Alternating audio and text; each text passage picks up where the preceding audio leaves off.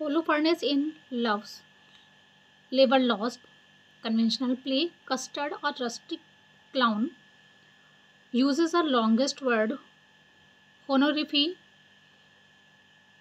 cabili, Tudini Tedbus is a schoolmaster in one of Shakespeare's play. Which play?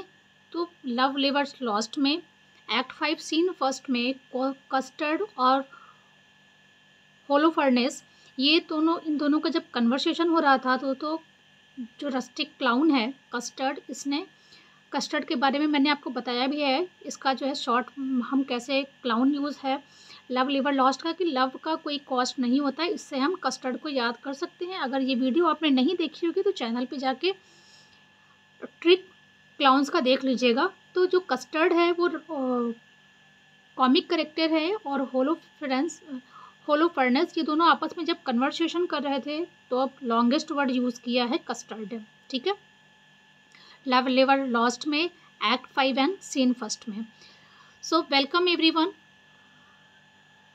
आप सबका आपके अपने channel English planner पर बहुत बहुत स्वागत है।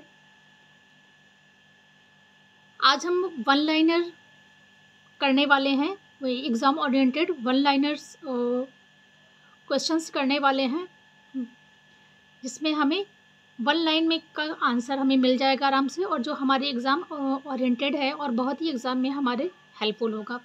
How many, first is how many plays did Shakespeare right?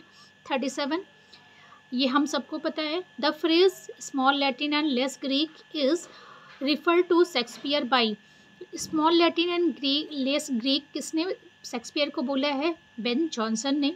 Stratford is a charming little village in Warwickshire, तो स्ट्रेटफोर्ड अपॉन इवन वर्विकशायर में किसका बर्थ हुआ था? विलियम शेक्सपियर का हुआ था, ये आप याद रखेंगे। In Shakespeare's tragedy the dominant note is, dominant note क्या है शेक्सपियर की ट्रेजेडी का? Character is destiny. Holofernes in Love लेवर Lost, custard, a rustic clown uses a longest word, honorific, cabili, Tudinate Tatbus is a schoolmaster in one of Shakespeare's which play? Love liver lost में पहले ही वैसे answer दे दिया है। Act 5 और scene first में ये longest word बोला गया है, यूज़ किया गया है। होलोफर्नेस ने यूज़ किया है। होलोफर्नेस और कस्टर जो है आपस में जब ये कन्वर्सेशन कर रहे थे तब ये वर्ड, लॉन्गेस्ट वर्ड शेक्सपियर की प्ले का ये लॉन्गेस्ट वर्ड है, तो ये भी एग्जाम्स ओरिएंटेड है, ये पूछा जाता है तो इसको याद रखिएगा। चलिए next, the defeat of Armada in 1588, तो ये क्या है, एक इवेंट था उनके शेक्सपियर के टाइम का, तो ये 1588 में होता है, ये भी आप याद रखेंगे। The narrative poem Venus and Adonis is dedicated to Earl of Southampton, Henry Rossley and Baron of Titchfield। देखिए हमारे वीनस एंड एडोनिस को शेक्सपियर क्या बोलते हैं? First heir of his invention, my invention भी बोलते हैं, इनका फर्स्ट वर्क भी है, तो इसे भी आप याद रखेंगे। और इन्होंने अपने 1 to 126 जो सोनेट्स है वो किसे डेडिकेट किया था? अर्ल ऑफ साउथहैम्पटन को डेडिकेट किया था। इनको WH भी बोलते हैं एंड बैरन ऑफ टिचफील्ड भी बोलते हैं, तो ये याद रखिए।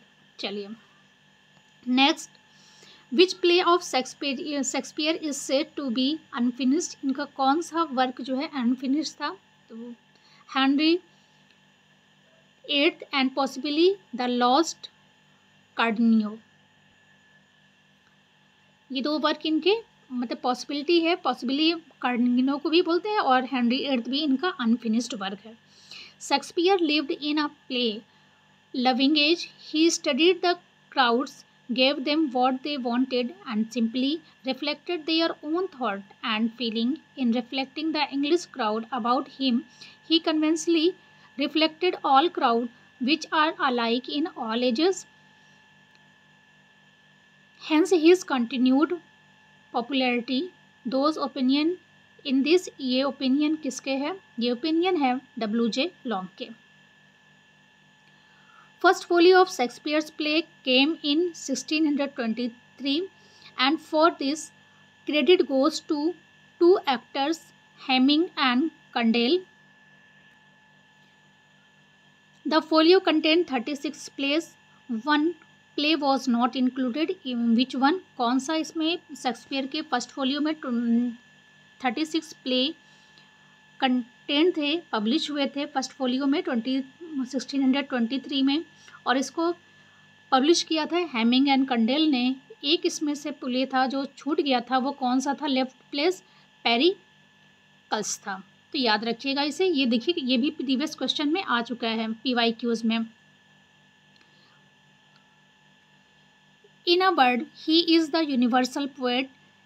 This is the opinion of Long about WJ Long ने in a word he is the universal poet किसे बोला है? शेक्सपियर को बोला है। I don't remember that any book or person or event in my life ever made so great an impression upon me as the play of Shakespeare। किसने बोला है? ये गोएथे ने बोला है। Even those who read no Shakespeare are still unconsciously guided by him, for his thought and expression have so pervaded our life and literature that it is impossible, so long as one speak the English language, to escape his influence। Who said? इस ये lines भी बोली है WJ Long ने Shakespeare के बारे में। Who published the first life of Shakespeare in 1709। 1709 में Who published the first life of Shakespeare in 1709। Life of Shakespeare first time किसने पब्लिश किया? निकोलस रोवे ने। Who attacked Shakespeare in pamphlet called A Groat's Worth of Wit, Bought with a Million of Repentance। Robert Greene ने, जिसमें इन्होंने बोला है Shakespeare को एन अपस्टार्ट क्रो बोला है। तो ये याद रखिए कि ये भी क्वेश्चन बार बार रिपीट होते हैं, इंपॉर्टेंट क्वेश्चन में से है। I love the man and do honour his memory on this side idolatry as much as any। He was indeed honest and of an open and free nature। Who said? ये बोला है Ben Jonson ने Shakespeare के बारे में। Shakespeare probably worked with someone in the two last part of Henry VI and Richard III। Who is he? किसके साथ इन्होंने probably ये वर्क किए थे? मार्लो के साथ किया है। It is said that Henry eighth is work of Fletcher and Shakespeare. तो फ्लेचर और विलियम शेक्सपियर ने कोलैबोरेट करके साथ में हेनरी एट्थ को लिखा है। The queen commanded Shakespeare to show Falstaff in love.